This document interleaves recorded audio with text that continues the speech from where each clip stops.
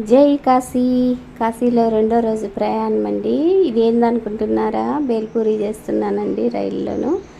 ఎందుకంటే రైలు ఫుడ్ ఎక్కడ తీసుకోలేదు, రైల్లో వచ్చేటివి అన్నీ మేమే తయారు చేసుకున్నాము. దీనికి అవన్నీ రెడీ చేసుకున్నాను ఇంటి నుండి. కాకపోతే పేపర్ ప్లేట్లు తీసుకెళ్ళాను కానీ అవి మిస్ అయిపోయాయండి. అందుకే కవర్లో చేసుకుంటున్నాము. పేపర్లలో తిన్నాము, న్యూస్ పేపర్లలోను. మా పిల్లలు మధ్యాహ్నం ఏమన్నా చేయమని అంటే ఇట్లా చేసి అందరం తిన్నామండి. చాలా బాగా వచ్చింది, చాలా బాగుండే టేస్ట్ కూడాను.